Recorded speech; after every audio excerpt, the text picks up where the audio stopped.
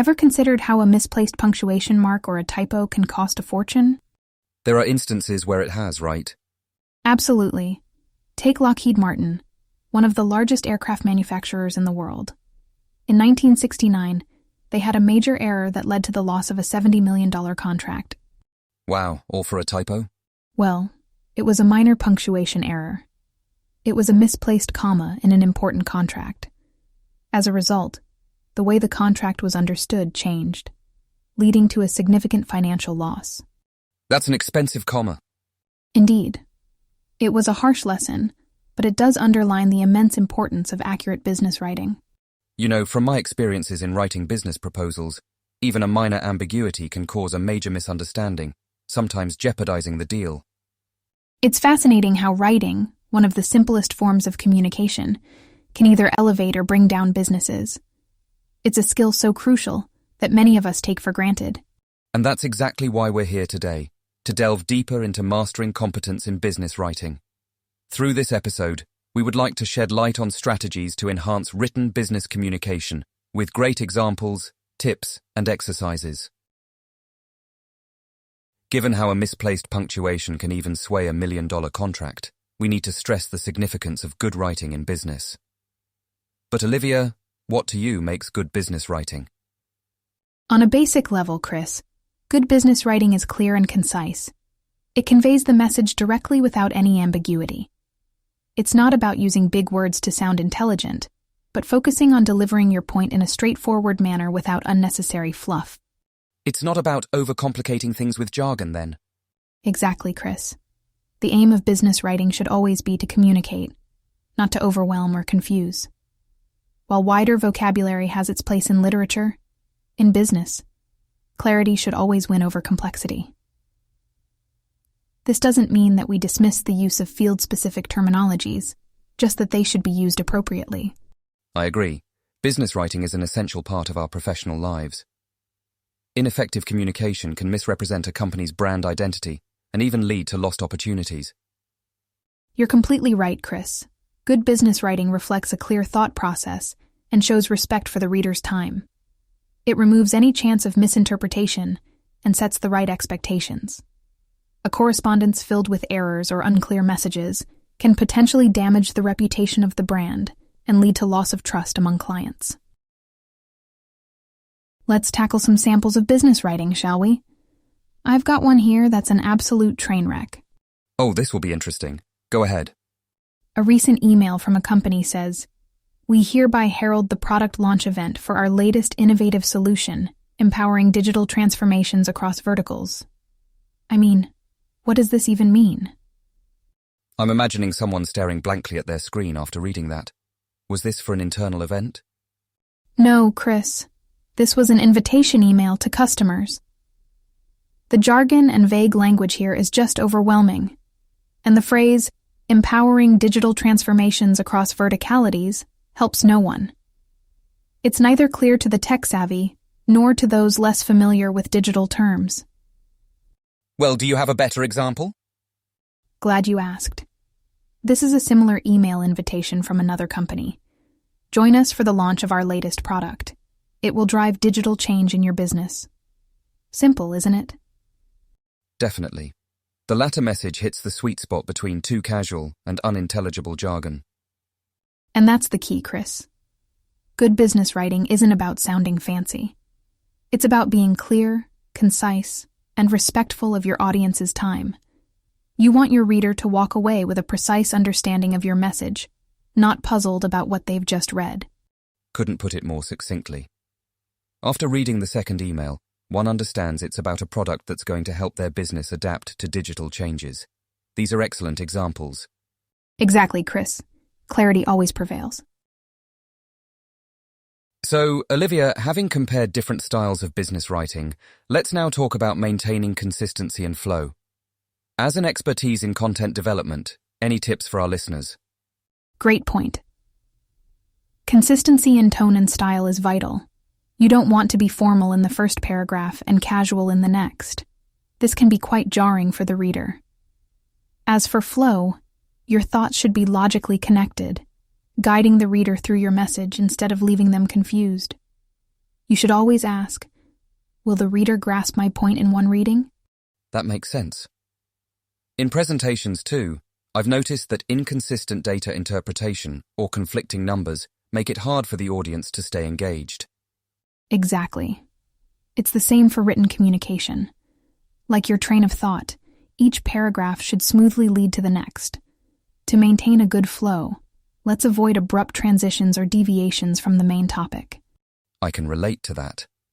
When I'm reading a proposal, if it wanders off topic too much, it's hard for me to follow and remember the core message. I agree. And it's not just about retaining attention. It's about respecting the reader's time. We're all busy, and no one wants to spend extra time deciphering a message that could have been delivered clearly and succinctly. Right. So creating a structure and sticking to it is key. A well-organized piece will likely grab and hold the reader's attention better. Any final tip? Just think of it from the reader's perspective. Would you enjoy reading a randomly compiled email? Or would you prefer a logically sorted one?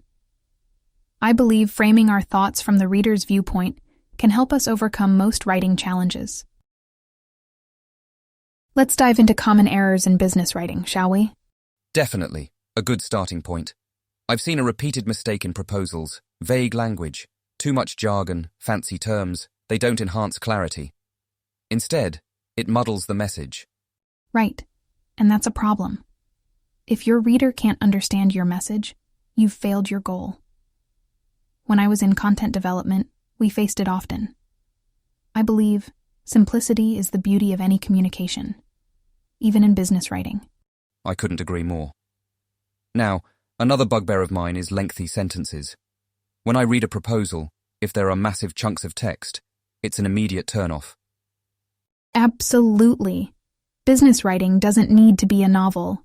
Long sentences can confuse your reader or make them lose interest. The key is to be concise. Say what you need to. Nothing more, nothing less. But sometimes when we try to be concise, we miss essential details. I've faced such scenarios. How to ensure we aren't missing anything important? Well, there's a fine line between concise and incomplete. It comes down to focusing on your key points and ensuring they're well crafted. Also, remember, before hitting send, always revisit what you've written. That makes sense. So it's about balancing clarity, conciseness, and completeness. Another issue I've seen is the overuse of jargons. It feels like people are more focused on sounding smart than on clear communication. Yes, you shouldn't assume your reader knows all the technical terms. Too much jargon can hinder understanding. You can always explain the term or use more common language to express the same thing. Now, another frequent mistake I spot is grammar and punctuation errors. They may seem petty, but they can mar your professional image. I see such small mistakes can indeed have a larger impact. This discussion has shed light on common errors in business writing, and I hope our listeners will find it helpful. So, Chris, we agree vagueness and overuse of jargon are pitfalls in business writing, correct? Let's dig into these meet the issues head on. Absolutely, Olivia. Clarity in business writing is key. Let's start with vague writing. Ambiguity often stems from fear of commitment, lack of certainty, or perhaps an attempt to play it safe. Can you imagine receiving an investment proposal that is non-committal? It's frustrating. I agree. It's like trying to read a map with no clear destination. Your reader shouldn't have to decipher your message, right? Right, Olivia. Now let's look at the overuse of business jargon. While some jargon can be necessary in certain contexts, it's always best to speak in a language your audience understands. Overusing jargon can come off as pretentious and even alienate your readers. I've seen instances in content development where a complex term is thrown into an article intended for a general audience. It disrupts the flow and confuses the reader. So, how do we counteract this, Chris? Well, 2 words, Olivia: simplify and specify. When we simplify, we make our communication accessible, and when we specify, we make it certain. Let's use everyday words when we can and wherever necessary. Redefine technical or industry specifics in simpler terms. I couldn't agree more, Chris. It's about putting the audience first and understanding their perspective. After all, the best communication happens when the audience understands your message clearly. I once read an email from a high-ranking official to one of the clients, which, due to its poor writing, nearly put the company in a compromising position. Really?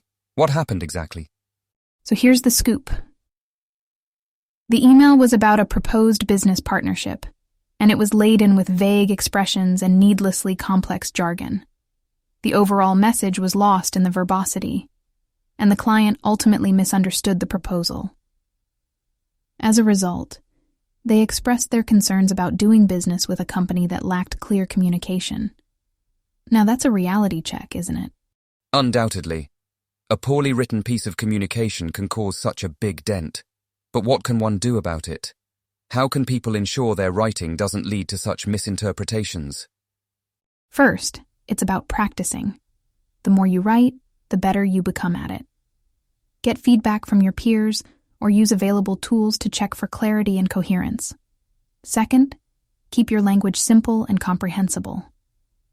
If a 10th grader can't understand your writing, you need to simplify it further. Exactly. Also, develop a style guide that everyone in the company follows. This not only guarantees consistency, but also reduces ambiguities. Absolutely. And lastly, before sending anything, always double-check for spelling and grammar errors. I use Grammarly. What about you, Chris? I use ProWriting Aid. It's pretty good too. Anyway, I think these strategies should help improve business writing and avoid such misinterpretations in the future. Let's now get to the heart of business writing, drafting emails and reports. What are your initial thoughts, Chris? Clearness and concise language are vital, Olivia. But remember to start with an engaging headline that's brief yet descriptive. It grabs attention instantly. Absolutely. Moving ahead, in the actual body of the email or report, always introduce the purpose of the communication from the get-go. Right. Also, the use of bullet points or numbered lists can make complex information digestible. Particularly in reports, they create a logical flow. Good point. And remember, distinct sections must be defined, and arguments must be supported with substantial evidence, especially in a report. And when wrapping up, a brief summary helps the reader remember key findings. However, I'm curious, Olivia, what tips do you have for dealing with a situation where you can't avoid jargon? In such a case, make sure to first introduce the term, explain it, and then use it. However, try to always substitute jargon with simpler words if possible. Great point. We also need to be careful about our tone, right? Helpful and respectful, not authoritarian. Definitely, Chris. Tone can make or break your message. And finally, proofread. Typos or grammar errors can ruin the impression you're trying to create. Olivia, for this interactive session, we have some sample business writings from our listeners that they asked us to critique. Let's see the first one. Sure, Chris. Let's do this. This one seems to be an email. The sender begins by addressing the recipient by their first name. That's relatable and informal, and it sets a friendly tone. The opening line is clear and direct, coupling the purpose of correspondence with a warm greeting. However, an area for improvement lies in the use of acronyms without clarification. Not everyone might know what ROI stands for. True, Chris. It would be wise to first introduce the full form of an acronym and then use it, isn't it? Definitely, Olivia. That eliminates any possible confusion. I also see some longer sentences. Breaking down these sentences into 2 or 3 clear thoughts would improve readability. And check out this use of technical jargon. It's complicated language and can create a barrier for some readers. What's your take, Chris? Totally agree, Olivia. Plain language can go a long way in ensuring your message gets across. At the end, I see the sender signs off with their name, position, and company. That's a professional touch. Despite these areas of improvement, I like how the sender has maintained a respectful and helpful tone throughout, balancing formality with rapport. Overall, I'd say not a bad attempt. Remember, business writing is not about showing off vocabulary, but about communicating clearly and effectively. Thanks to our listener for sharing this. Now, on to the next writing. Let's switch gears a bit and look at vocabulary. In business writing, the choice of vocabulary can reveal much about the author's professionalism and their understanding of the business world. Indeed, particularly using key business terms accurately is paramount. Jargon, while it can be overbearing at times, gives a certain credibility to your writing. It shows that you've done your homework and speaks to your authority in the matter. However, you must avoid the temptation to use intricate language to sound smart. Your primary goal is clarity. Even if you use the fanciest business terms, they would mean nothing if your point doesn't come across clearly. Agreed. Now, getting to punctuation and grammar, they're not just minutiae. They ensure your message is interpreted as you've intended. A misplaced comma or a questionable use of a word can create misunderstanding. That's right, Chris. Consider this example. I'm sorry I won't be able to join the meeting. Happy to discuss it later.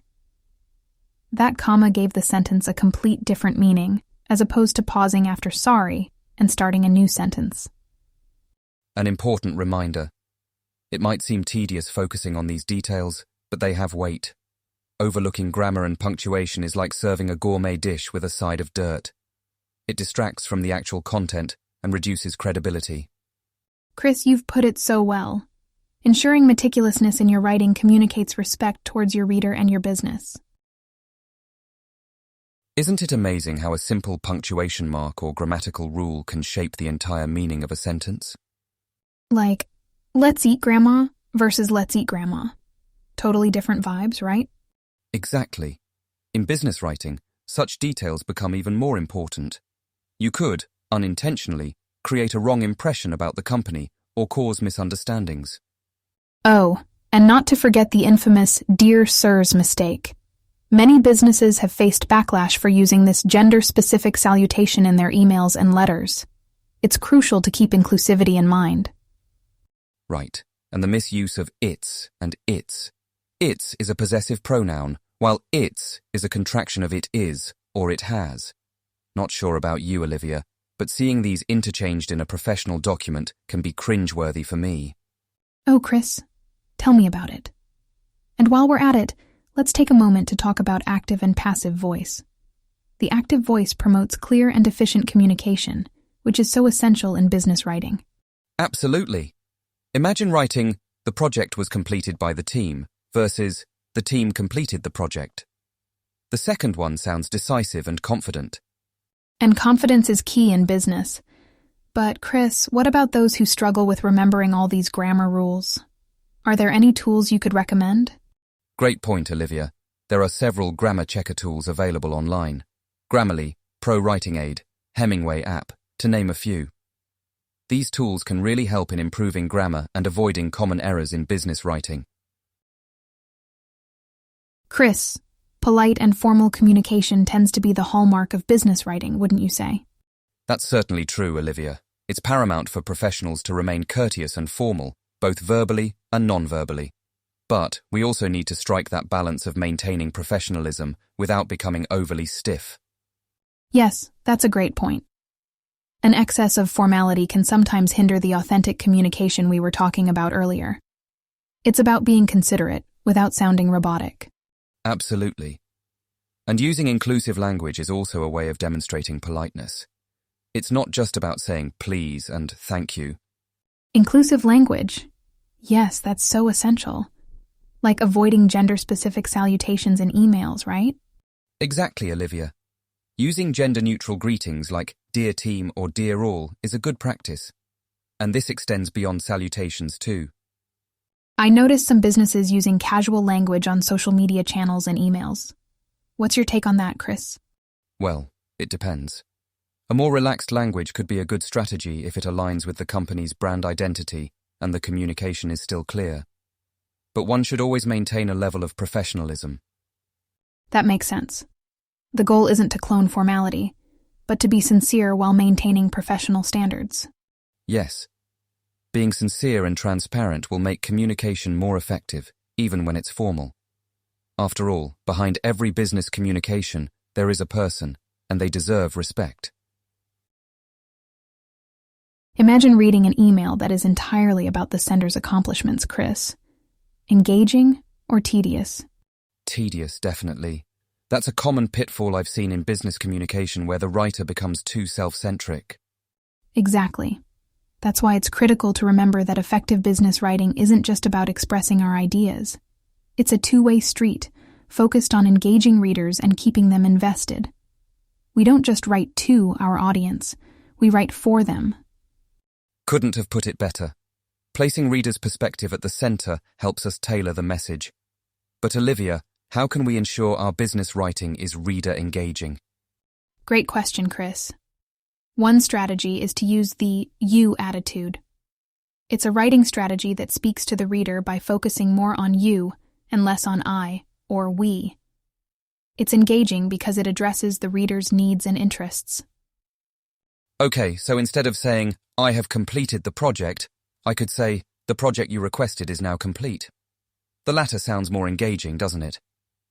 Exactly. It's more about the reader and less about you. Another strategy is using active voice. Instead of writing, the report was reviewed by the team, you can keep the reader engaged by saying, the team reviewed the report. So the you attitude and active voice makes text more relatable and direct. Incredible. And anything else? Absolutely, Chris. Lastly, it's crucial to maintain a conversational yet professional tone. A formal tone can be off-putting, while too much casualness can compromise your authority. Striking that balance requires a fair understanding of the reader's context and preferences. Right. So we have to think from the reader's perspective, use the you attitude, keep the message direct with the active voice, and maintain a conversational yet professional tone. Thanks, Olivia.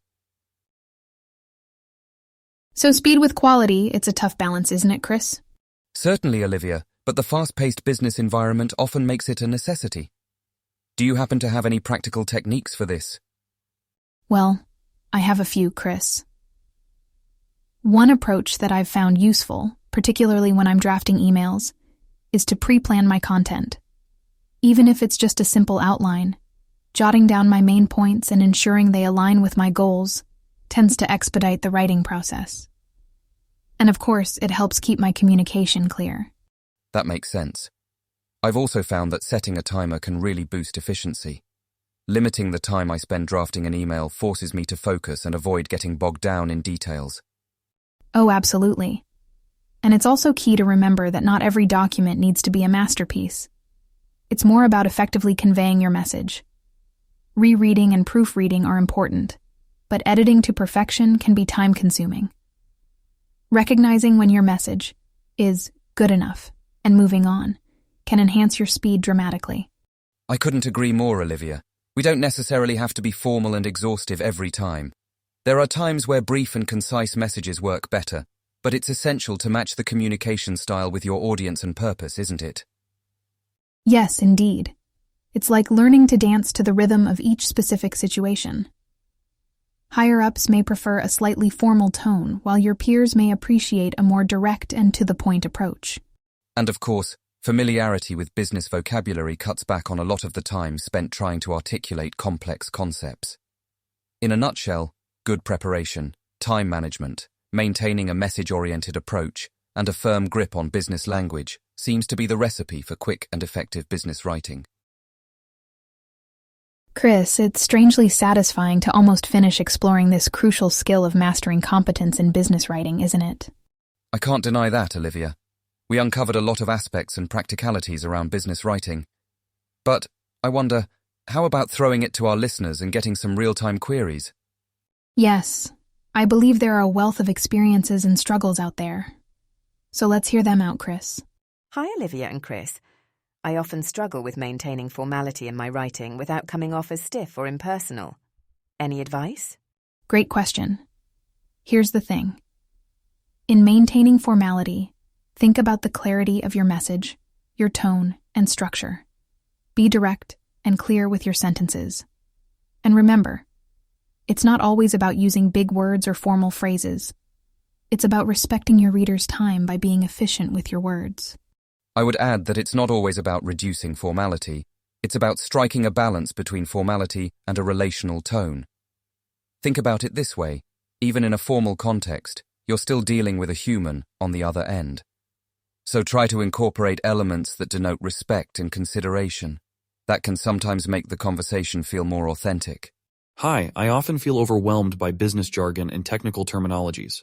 How to deal with this? I believe that's something which most of us have struggled with.